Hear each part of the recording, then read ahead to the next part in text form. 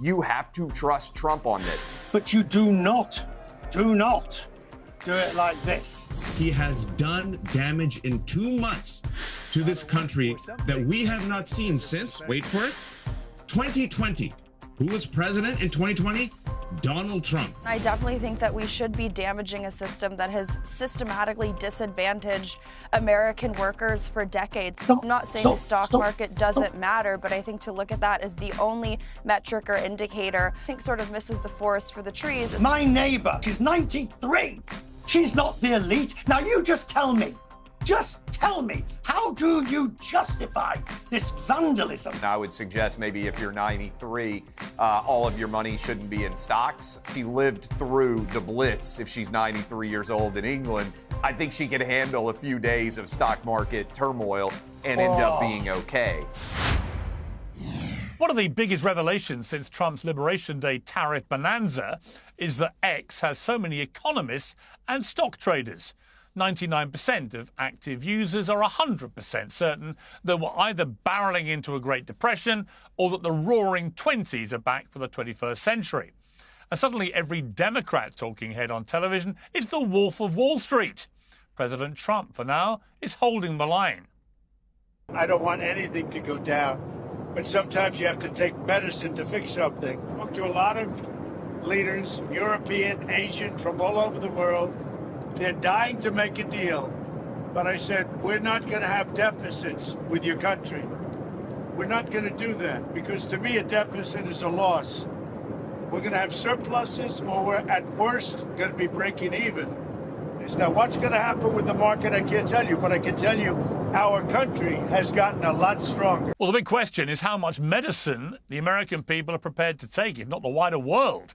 There's no doubt the markets are reeling, as Trump must have expected. Shares plunged in Europe and London, while Asian markets saw their worst drop in decades. People have every right to be seriously worried about what's going on. But markets are fickle indicators of confidence and stability. And they're only one indicator. They'll come roaring back if it looks like the gamble is paying off. Well, many of Trump's biggest supporters are not convinced, as we'll discuss. But many countries lashed by the tariffs seem very keen to make a very quick deal. So my view, as with all things Trump, is let's wait and see. Let's take a beat. Let's see if this can work.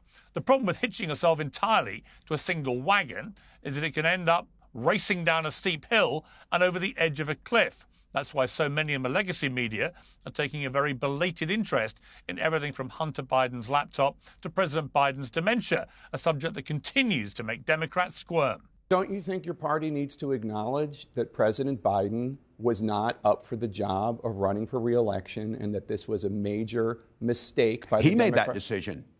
I know, but you all went along with the idea that he was up for it, and he wasn't. And everybody saw it, and the country rejected it. Yeah, well, look, history will tell us to go back on that. That very well could be the case, Jake. What I'm concerned about is learning from those lessons. I would hope we would never do it again, make a mistake, make sure we go through and get someone. But I don't know where it helps us going forward. Well, if the last few years have taught us anything, it's beware of Democrats bearing emphatic conclusions and don't bet against President Trump.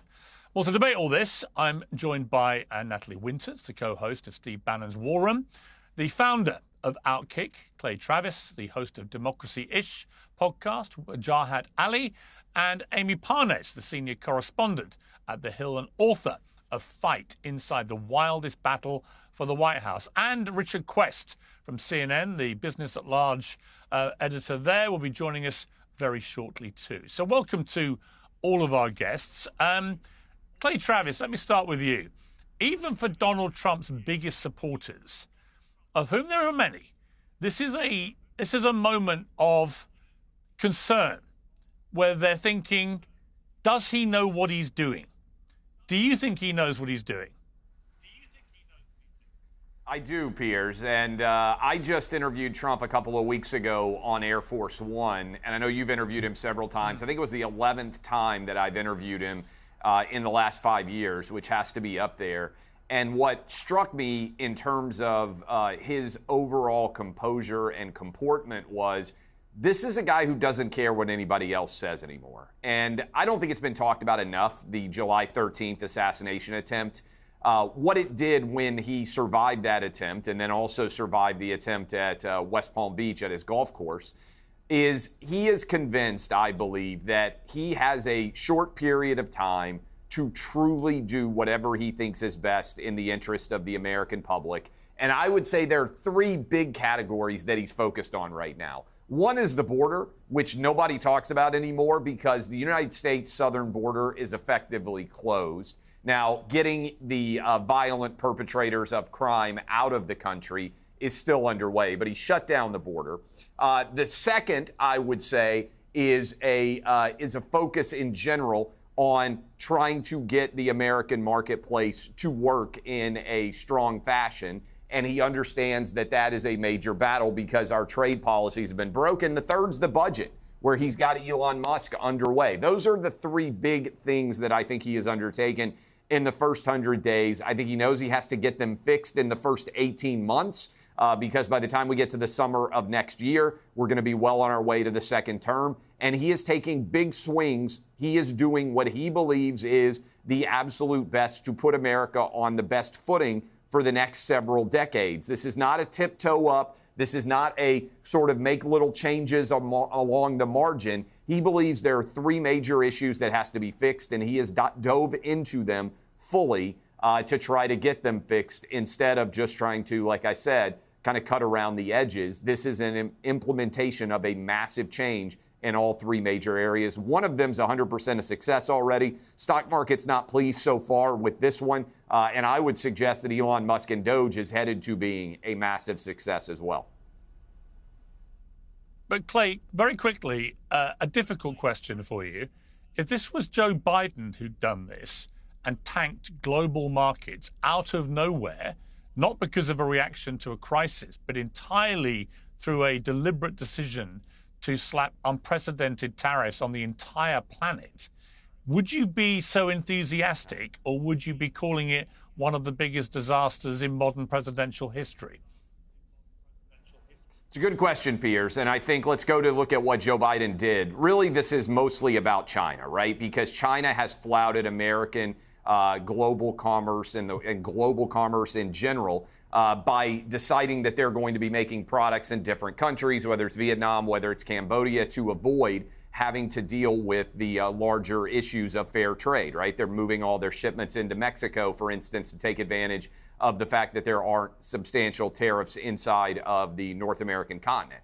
What did Joe Biden do with China? He left in place the Trump tariffs that everybody told us were unprecedented on China. It's one of the few things that he didn't change at all. So no, I wouldn't trust Joe Biden to have any idea what he's doing because everything Biden touched got worse during his 4 years. I do think given his history in the marketplace in America and in understanding China taking advantage of us, and given the fact that he just won a popular vote, you have to trust Trump on this. I trust Trump in a way, frankly, that I would not trust Biden. And to your point, I think in your opening, the stock market itself is a measuring device that is not always accurate in the short term.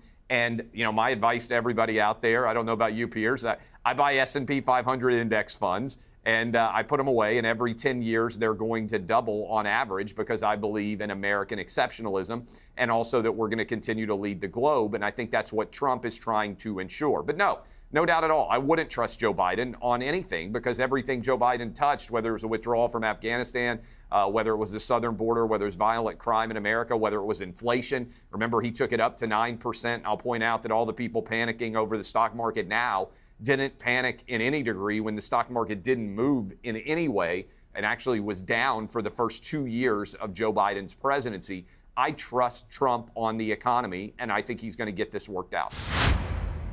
American homeowners are at risk of a growing real estate scam, which the FBI calls house stealing. This is how it works. Criminals forge your signature on just one document, use a fake notary stamp, pay a small fee, and then file it with your local recorder's office. Just like that, your home title is transferred out of your name.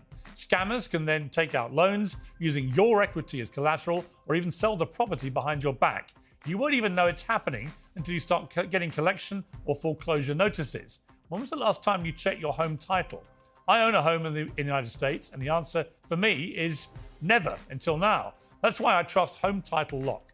Their $1 million triple lock protection helps keep your home and equity safe. Here's what you get: immediate 24/7 monitoring of your property, urgent alerts if there are any changes, and if fraud does happen, their US-based restoration team will spend up to $1 million to fix the fraud and restore your title at no additional cost. I've teamed up with Home Title Lock to give you a free title history report so you can find out if you're already a victim and get access to your personal title expert, a $250 value just for signing up. Go to HometitleLock.com and use the promo code PEERS, or just click on the link in the description. Make sure you check out the $1 million triple lock protection details when you get there. That's HometitleLock.com, promo code PEERS, P-I-E-R-S, to get the protection and peace of mind that you deserve. Okay, Wajahat, I could see you nodding away there, agreeing with every single pearl of wisdom that came out of Clay's mouth. Am I right? Yeah, I have a new book for you and Clay. It's going to be a bestseller with MAGA. It's called Go Broke Before You Go Woke. You don't have to give me any of the money. You're going to need it, especially as we're waking up today and seeing the stock market go down. Asian markets are down. S&P is down. Dow Jones is down. Briefly, United States entered a bear market. And then guess what's going up? Prediction for a recession. Goldman Sachs yesterday put it at 45%. The prices of everything is going up. Taxes are going to go up. This is going to be a $6 trillion tax hike on Americans over 1 year, folks. Measles are going up. Measles deaths are going up. Folks, this is why you need competent people. And speaking about China, just today, New York Times came out with an article that said Trump's stupid, no good, reckless, horrible trade war, a unilateral trade war, unilateral tariffs imposed upon our allies, it's making China great again. Chinese exports. We're losing our allies. Japan and South Korea is now talking to China. We just found out today that the EU is planning on retaliation. Canada's planning on retaliation, so they're not going to bend the knee. Donald Trump has no idea how tariffs work. How do I know? I listen to him. He has no idea how the trade deficit works. He thinks a trade deficit means that the other country is screwing you, right? So if you look at that beer chart of tariffs he put on, they came up with some formula, inserted that formula on all our allies. Now there's a trade war. There's panic. Jamie Dimon, of all people, came out today. He's panicked. Goldman Sachs is panicked. Bill Ackman, huge Trump supporter, billionaire, he's panicked. MAGA just lost the host of CNBC Market. Pete Navarro was on there. He's panicked, right? Americans are losing their 401ks. Americans cannot afford eggs. In America, folks, right now in 2025, for those who are watching, some Americans are being told to paint potatoes instead of eggs in 2025 America because they can't afford eggs. Folks, it's okay to criticize your party. I have criticized Joe Biden on your show for the past year and a half, Piers. It is okay to criticize Donald Trump. Right now, the world is responding to this chaos. This man has no idea what he's doing. And by the way, you can criticize Biden, but facts matter. Biden, despite his diminished age, diminished capacity, right? In the 4 years that Biden was president, the economy recovered from when Trump was president, right? Inflation was down. These are facts. The American economy coming off of a pandemic, which has still impacted the world. That's not true at all. Clay, I know you live in MAGAverse. I kept quiet while you said lie after lie. Just let me finish. Facts matter. This is for the global audience, not for MAGA. This is for the global audience right now. And by the way, that global audience includes a lot of Republicans who voted for Trump who are freaking out right now. I cannot win over the MAGA cult. Let me just finish. Let me just finish. Right now, in 2 months, folks, Trump has only been president for 2 months. He has done damage in 2 months to this country that we have not seen since, wait for it, 2020. Who was president in 2020? Donald Trump. And we were suffering from a pandemic. In 2 months, this man has cratered everything. Don't believe me. I'm an English major. Use your eyes and look at the markets right now and look at consumer confidence, both here and around the world. It is a disaster, folks. And you do not have to polish this turd, Clay, for the world, because this clip is going to be used against you in 2 years. Okay, let me bring in Richard Quest, who's joining us now from CNN, because, Richard, I've known you a very long time, longer than either of us would like to admit. I'm detecting, seeing you in the last few days on the airwaves, increasing incredulity and mounting deep frustration about what you're witnessing. In all your time covering economic matters in America, have you ever seen anything quite like this? No, absolutely nothing. And my first major financial story was the stock market crash of 1987, and then everyone since then. And I'm very much aware, Piers, that nothing I say is going to change the view of the hard views on left or right, and maybe some of the people on your panel. Those who believe that Donald Trump is leading the US to a nirvana of trade policy and will be opening new borders, those who believe it's the worst thing since sliced bread, no one's going to change their view. But the reality is this. The idea that you can suddenly launch on the entire global world trading system a brand new policy of such broad depth and magnitude, and that everybody's going to rush off and say, oh, yes, we'll deal with it. Oh, yes, yes, it's just barking mad. And the fact that you can then have such wanton destruction of value unnecessarily, that's the definition of vandalism. I've called this economic vandalism. I agree with Donald Trump that there needed to be a post-Second World War rebalancing of trade in the US favor. The magnanimity of US policy had gone too far. It had to be reversed in favor of the United States. But you do not do it like this. Why? Because the damage is done. Take today, right? Take today, Piers. The market's down 3.5%.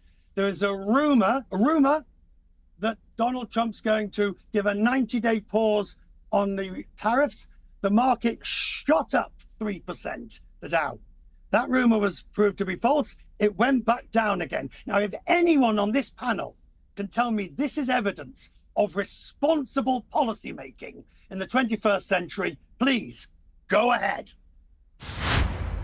If you've ever felt like you're being watched online, it's unfortunately because you are. Hundreds of companies, so-called data brokers, watch and record everything you do on the internet. Even if you're using incognito mode or private tabs, they can still access every purchase you make, every search you type, and much more. Your data can be sold to advertisers, government agencies, or insurance companies who could use it to charge you more. You could stand by and accept all of this, or you could reclaim your privacy, as I have done for many years with ExpressVPN. The app redirects 100% of your online traffic through secure servers. No data brokers and no third parties can see what you do. ExpressVPN also hides your IP address, without which there is no way of tracking you and no point invading your privacy in the first place. A new feature called ID Defender is free to all US customers. ID Defender scours the internet to remove your information from the files of data brokers.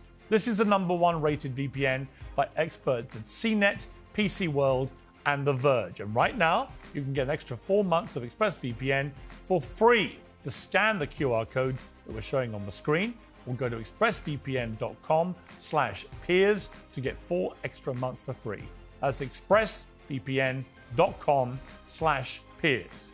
Now, on with the show. I definitely think you're right in terms of letting Natalie, this play out, but I would just say good riddance. And I definitely think that we should be damaging a system that has systematically disadvantaged American workers for decades. I know the critique of America being a country, not a special economic zone, is usually heard in the confines of the immigration debate, but I think it applies to economic policy too. Now, I'm not saying the stock market doesn't matter, but I think to look at that as the only metric or indicator of what's going on with what President Trump is trying to do, I think sort of misses the forest for the trees, especially here in the United States, given that the top 10% of people own, what is it, I think 93% of all equities. Meanwhile, the wages of the working class have absolutely plummeted. And I think to sit here and say that it's actually China who is somehow benefiting this, I'd have to fact check you. I think it's the EU saying that they want to lower their tariffs or at least start negotiations. That's a very important word in all of this. I also think Japan is getting ready to send a delegation over to negotiate those very things. But I think you have to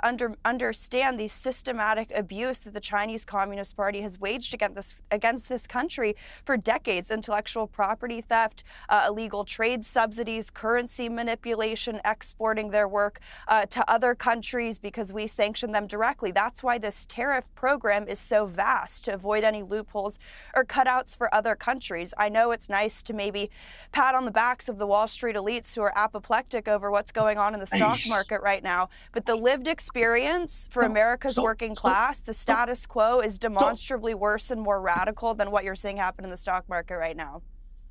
Stop. You're sending Richard into some kind of anaphylactic shock. So, Richard, respond. It's simple. I'm tired of this nonsense, arrant nonsense about the top elite and the stock market. The reality is, ma'am, the number of people with 401ks, the number of people with IRAs or Roth investment funds over decades that they've put together. My neighbor, who has worked all her life to put together a small amount of savings that she can live on for the rest of her life. She's 93 and just seen her savings go down by 15 to 20%. She's not the elite. Now you just tell me, how do you justify this vandalism when it was unnecessary to reach the same goal? Natalie, respond to that. Because her 401k would have been a lot higher if for the last few decades American politicians had actually prioritized her wages and not overseen NAFTA or China's ascension to the World Trade Organization. You're giving this sort of limited hangout worldview where you think what her 401k represents the entirety of what her financial well-being could have been. Tell you what, if politicians didn't just talk strong about tariffs, like what was it, Nancy Pelosi, Joe Biden, essentially all of the Democratic Party has been for a while. If you watch the old clips, they'll agree with me and not you. They just never had the guts to actually do it. The guts to blow up Americans' 401k. Amy, be waiting very... Hang on one second, Wajahat. There's one member of our panel who's been waiting very patiently. Amy, welcome to Uncensored. Congratulations on your book, which is setting the whole of America alight. And we're going to come to Joe Biden and his legacy and the cover-up and so on a little later. But just from a political point of view, this is one of the biggest rolls of the dice I can ever remember any world leader anywhere in the world rolling out. And I honestly, unlike everyone on social media, I don't know if this is going to work or not. What I do know is that Donald Trump's entire presidency, but also, therefore, his entire legacy as a president and politician may well hinge on whether this works or not.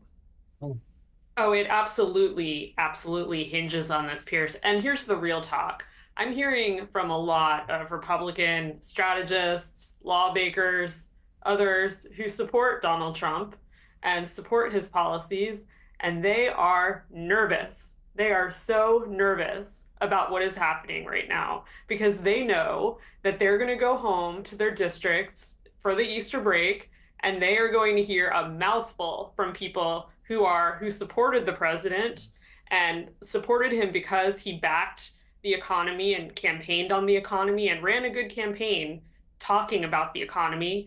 And they are going to go home and be face to face with these people who are unhappy, watching their 401ks plunge, watching everything nosedive. This is not what they bargained for. Yeah, I mean, Clay, this would be concerning if I was Donald Trump. You've got people like Ben Shapiro, big Trump supporter, coming out saying he thinks it's unconstitutional. You've got Bill Ackman, one of the most successful business guys in America, now saying we could be facing a kind of nuclear meltdown if this goes the wrong way. You've got a lot of people on the right who are historically supporters of Trump. Elon Musk has said he wants to have effectively free trade between North America and Europe, for example. So clearly he doesn't like this whole tariff war either. And not surprising, given he's probably losing hundreds of billions of dollars as we speak. So if you're Donald Trump, only he seems to really understand what the grand plan is. He's articulated it to a degree. But if you're him, would you not be concerned that so many of your traditional supporters are beginning to get very twitchy about this? Well, so I think there's a bunch of things that matter here, which have been talked about so far. First of all, we're the same stock price right now, roughly, as we were last year at this time. So I understand that everybody wants to lose their minds and throw histrionics and everything else. The 93-year-old woman, I would suggest maybe if you're 93, all of your money shouldn't be in stocks. But also, she has the same money that she did when she was 92. And she lived through the Blitz if she's 93 years old in England. I think she could handle a few days of stock market turmoil and end up being okay. Several other things going on out there. Mr. Ali came in to give us all an economic lesson, and he said Biden cured inflation. Inflation was 1.8% when Joe Biden came into office. It went to 9%. It's still not back to where it was when Trump left office. Let me tell you this, Piers. What's today's date? April 7th? If in 18 months of the Trump administration, the stock market is down and inflation is up, I will come on and I will say, you know what? Trump has not handled the economy well. That is a wager that I would take right now. Go ahead and start the clock. You can put me on the calendar for 18 months from now, Piers. You can play this clip and I'll wear a clown face if I'm wrong. I think the stock market will be up from where it was when Trump was elected in November, probably up from where he was elected in January 20th when he was sworn in 18 months from now. I think this is going to moderate. I think American trade policy with China is going to get better. I think the Chinese are in much more difficult financial straits than the United States is. And the one thing you can say about Donald Trump, whether you like him or hate him, is he is a master of leverage. And I think what he has recognized right now is the United States has a lot of leverage on global trade partners around the world, and he is going to take advantage of it early in his term, get this taken care of before we get to the midterms. Yes, there may be people with apprehension around Easter when they go back home for breaks. I hope that there is steel in their spine, like I know there is steel in the spine of Trump. And all of this is going to get regulated. And by the summer, I think things are going to be rolling economically in the United States, the likes of which we have never seen before. What I agree with you on, Piers, is this is an extraordinary gamble that I'm not sure any other American president would have taken. And I think it goes back to the comportment of Donald Trump right now. He believes he knows best what is for the country, and he's going to act on it in all three of those major categories that I laid out. And I think he's going to be successful. I trust Trump to fix a lot of what Joe Biden got wrong. And I think, again, if you are out there right now and you're panicked over the stock market, buy. If you can't handle the emotion of the stock market, put your index funds in a drawer. Don't look at them for a year. Don't look at them for 18 months. I think you'll be happy. Okay, before I come to a jar hat, hang on one sec, chaps. Before I come to a jar hat, Richard, you were going nuts again about something Clay said. Just respond to that. Right, let's just get rid of this inflation business, if we may, please. If you look back, Clay, at inflation post the pandemic, first of all, I will concede that the Biden stimulus package when he came into office made a bad situation worse and was unnecessary. I will give you that. But if you just look at rates of inflation, every single nation, Western nation, had similar inflation to the United States. Every single one. All went up to 8, 9, 10%. It's because they all made the same poor choices. Possibly. But you can't say that the US was unique in this scenario, that the US was somehow sui generis in this scenario. Everybody had the same thing. Now, the next question is, remember, today's people, well, us, you, me, everybody, we don't enjoy the luxury of the final salary pension. Remember the old days, my parents, when my father retired, it was a final salary scheme where, you got so much of how much Piers will remember those grand old days. He's probably still got a final salary scheme somewhere in his past that he can look forward to pulling upon. Today, it's 401k. It's money purchase. We have to make our decisions. And yes, my 93-year-old neighbor, fine, good, yeah, she's still got enough money. But she's worried. She's worried that she might live till 96 and not have enough money for medical bills, blah, blah, blah, etc. All I keep saying to you is, I agree with what was aimed at. I disagree with the way it was done. This was a nuclear option that didn't need to happen, self-inflicted. Okay, I mean, I think, look, there's no doubt with Jarhat, most people seem to agree with the criticism Trump has been making about American jobs being sourced out of the country, about the reduction in manufacturing power and so on. Most people agree with this. It's, as Richard just said, it's the execution of the cure that is causing all the turmoil. But just for argument's sake with Jarhat, what if he's right? I mean, as Clay said, Trump seems to have fixed the border crisis in 2 months, and almost nobody is mentioning that. It is a staggering thing that almost nobody is coming into America illegally anymore over the southern border, given that nearly 10 million people are believed to have done that in Biden's last 4 years in office. So Trump has a blunt way of dealing with stuff, but what if he's right? What if actually flexing the American muscle in this extraordinary, unprecedented manner is utilizing the leverage which exists and ends up with a much fairer trade relationship between America and Europe, America and China, America and all these other countries? What if ultimately Clay Travis is back here in 18 months and he's doing a victory lap because Trump was right? Trump's already been proven wrong and the markets are showing it. Look, Trump could have united Americans and won over many progressives who, much like MAGA, want reform. They wanted a reform of a system that left many American workers behind and where the wealth went straight to the top and not to the bottom. What Trump does, unfortunately, is he comes to you as a house repairman. He goes, I'm going to repair your house. He blows up your house catches fire, the entire neighborhood burns down, and then Trump comes back and says, give me a 5-star review on Yelp and give me a tip. I'm the greatest house repairman. He's doing that with the global economy right now, right? America gets sneezes, the rest of the world gets sick. You and Richard know that sentiment, right? And we're seeing it play out in real time. A second thing I will tell Republicans right now, especially Natalie and Clay, this is just unsolicited advice.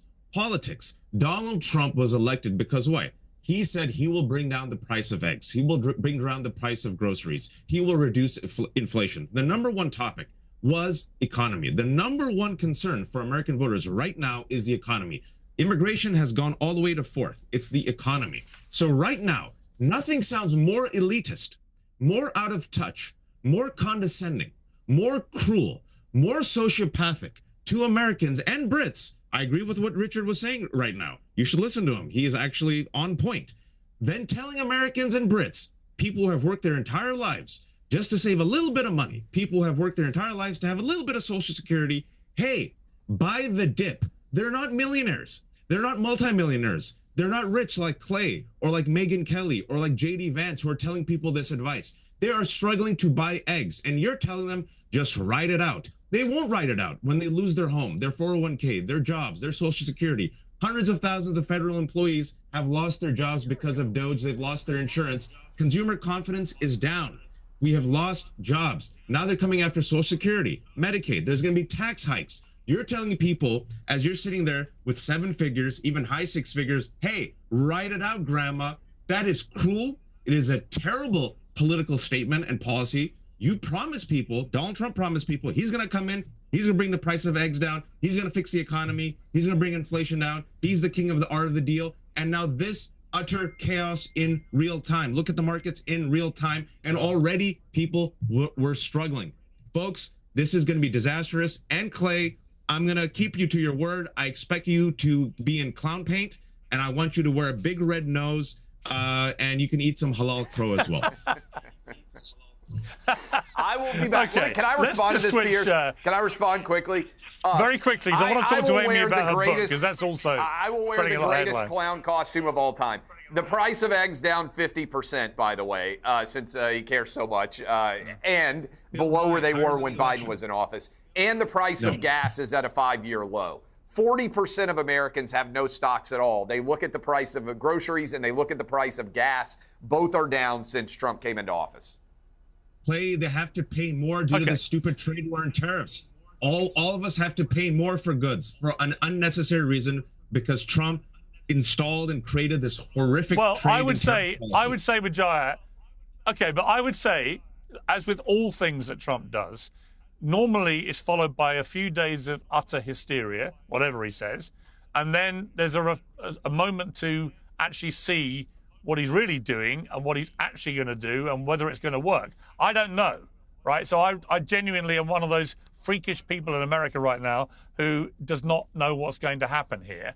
I think anything could happen, and I wouldn't bet the bank against Trump because he has immersed himself in economic worlds for 50 years. As he reminds us, he went to the Wharton School of Economics, so he's not an idiot when it comes to this stuff. And I don't think he would jeopardize. Well, hang on. I don't think he would jeopardize. He's my friend. Yeah, I've got no problem with that. You're my friend. So I've got friends from all sides of the political divide. That's how But it should you be and me in a have not been modern bankrupted democratic 6 society. times. You and me have not been bankrupted 6 times. You and me have not bankrupted casinos. You and No, me. nor have we been, and nor have we won. Nor have we won the presidency. Hang on, nor have we won the presidency twice either. So we've all got our crosses to bear. Look, I want to switch gears to Amy to talk about your book, because in a way it all plays into this too. Because Trump would not be president again if it hadn't been for, I think, the horrendous failure of the Democratic Party to try and work out a message which resonated with the American people, mainly because they had in Joe Biden a guy who was by the end a walking zombie, and then they coronated Kamala Harris despite her having very little in terms of her back catalogue of experience to suggest she'd be anything but what she turned out to be, which was a wholly ineffective candidate. And that allowed Trump, along with other events like the assassination attempt, which I think had a huge impact on the election because of the way Trump responded, whatever you think of him, to get back up and punch the air and shout, fight, fight, fight, was an incredibly powerful moment for him, and I think propelled him back to the White House. But the incompetence of the Democrats is one thing. What your book has laid bare in searing, riveting detail as this massive inquest now goes on is that I believe what it constitutes, your book, is clear evidence that there was a deliberate lie perpetrated on the American people for a number of years about the mental acuity and physical ability of Joe Biden to serve as the President of the United States. Now, I say that as somebody who wrote regular columns for the New York Post from the start of 2022, saying that from everything I was seeing and witnessing with my own eyes, much of it from across the Atlantic, it was clear to me Joe Biden was not fit for office. Why did the Democrats persist in perpetrating this lie? And who's going to now be held accountable, do you think? I mean, when you read your book and you finish it, you're like, well, who's going to be held accountable for this? Well, I think, Piers, there are a lot of arrows being directed at Biden and his inner circle right now, and rightly so. I mean, I think when you look at our book, Fight, and we detail this in page after page at the start of the book, you can see we kind of lay out what was going on, how he didn't recognize a colleague with whom he ran against in 2020, Eric Swalwell. You know, they were concerned about the optics around his age, and he had a makeup crew meet him in wherever he went on foreign travel.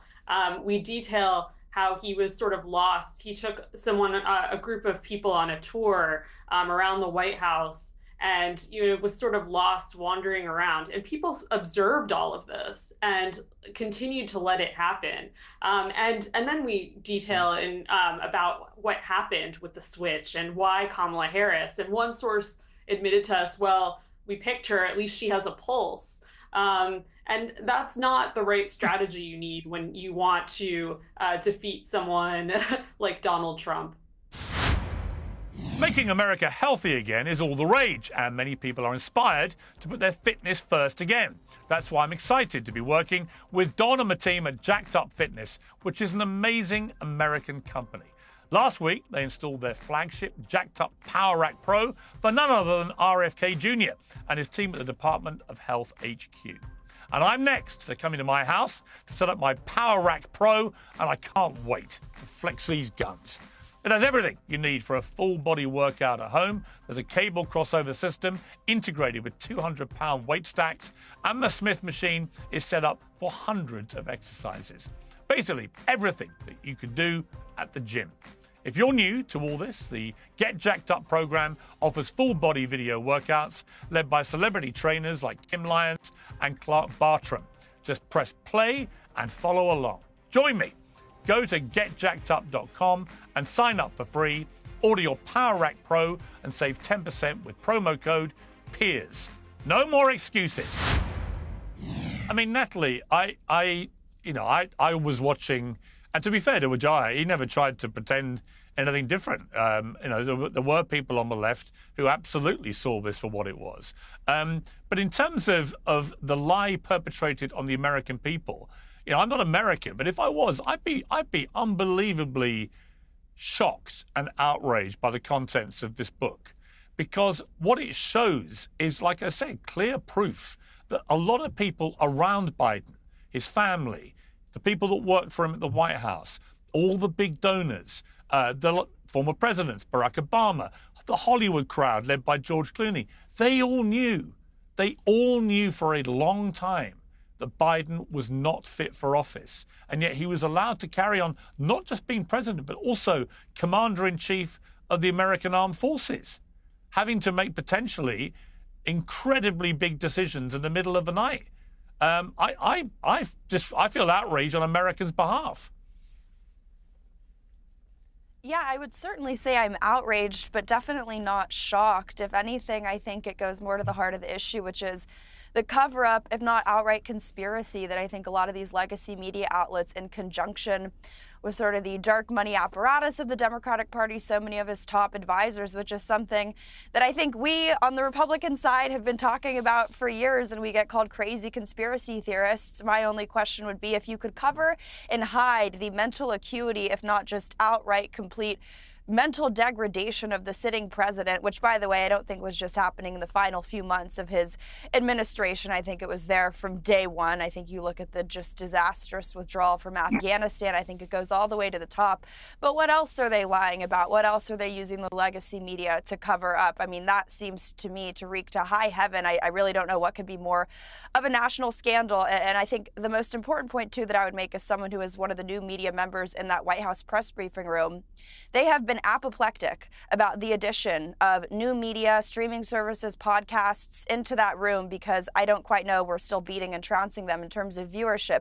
They had 4 years to report on the decline, mental, physical, was in your face, on the sitting president, Joe Biden, and none of them said anything until about, 1 week? Maybe there was a Wall Street Journal piece before he departed office. So that's why the new media is in there, because people don't trust the legacy media. Not that that's a novel or new thing to say, but I think this is a really compelling story to illustrate that.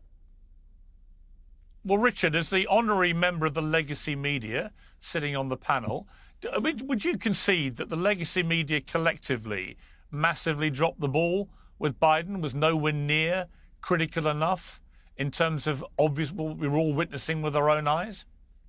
Yes. Yeah. I think I would, in the same way that I would say, if you're old enough, and I think there's probably only 2 of us on this, maybe 3 of us on this panel who are old enough to have covered the end of the Reagan years, Reagan and his Alzheimer's and the whole Jim Baker, Howard Baker, all of those sort of, how bad was it during those last few years of the Reagan administration? Absolutely. I think if you're looking back over again, time and again, I think that there is more than enough blame to go around by everybody on how the failure to, if you will, to put into sharp focus. But it was very, very, very well managed by the White House, by the Biden White House, who ensured that nobody got close and the truth never really escaped. But yes, clearly, a great service was not done anymore during the Reagan years, there's always that element of it. Piers, you said something really interesting when, which I can't even believe I'm saying that sentence, but you said something when you just said, you asked me, is he right? What if he's right about tariffs? What if he's right? And I've spent some time thinking about that. What if I'm missing the point? What if he's, but I have to come back to, you have to go by what you've seen before. You can't go by just maverick whatever. You have to go by the fact in 1922, 19 this, 19 that, 19 that, because to proceed on the basis of other than precedent is foolish and or arguably arrogant. But can I throw that back at you? Let me throw that back at you.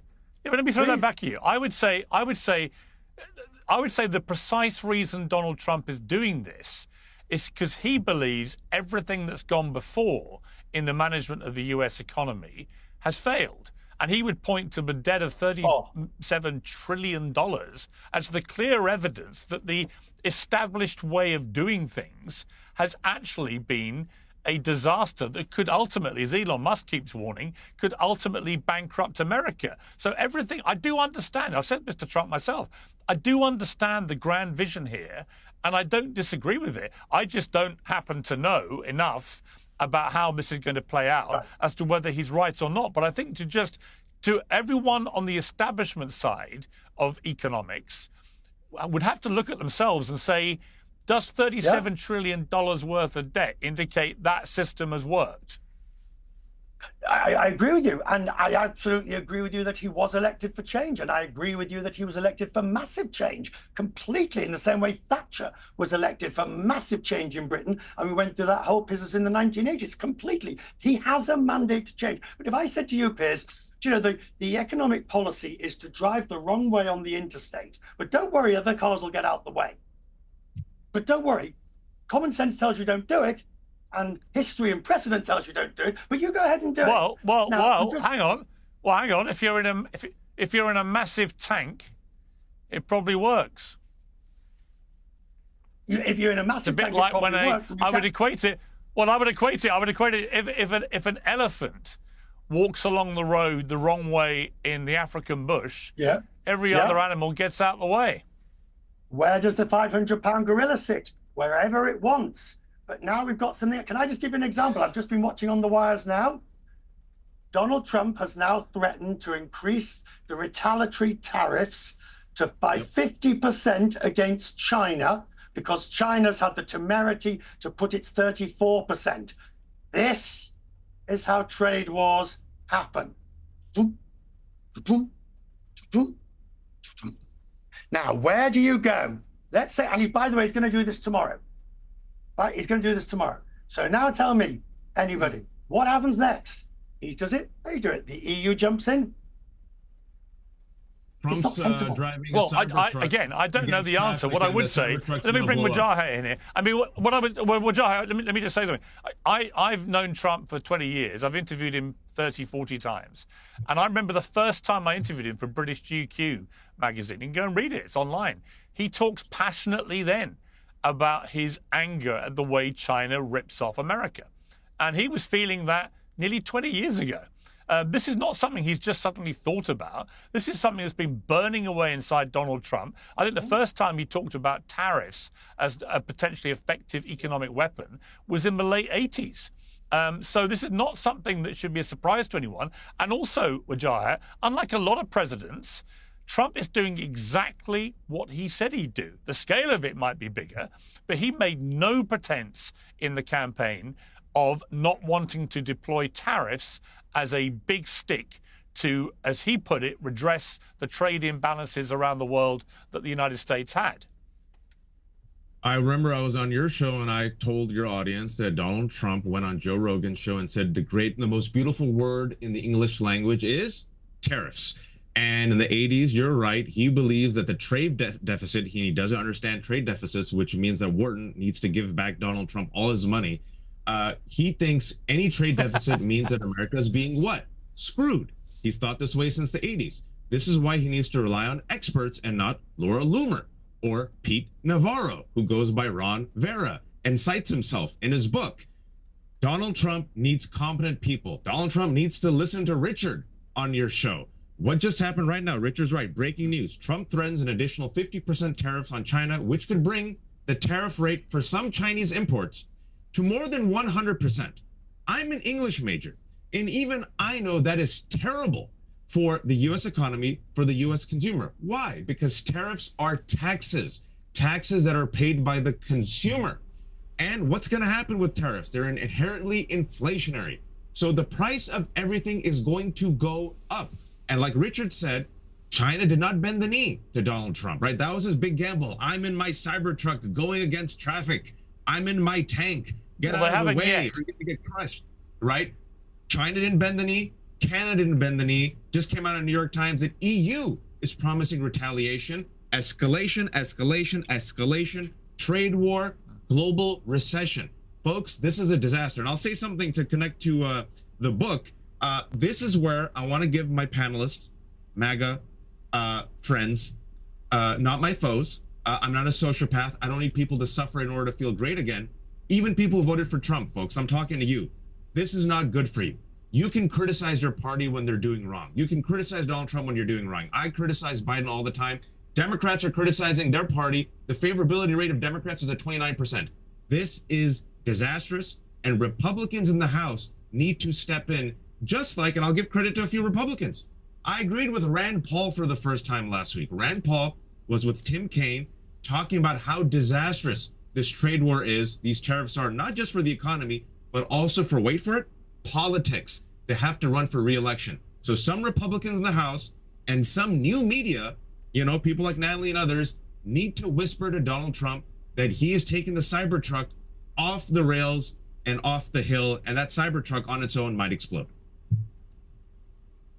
I've actually seen Cybertrucks go off the hill, and they perform remarkably robustly, just for the record. I've got to leave it there. Clay, I'll see you in 18 months. I mean, I'll see you before, but Clay is definitely booked for 18 months' time, because actually that will be a few months before the...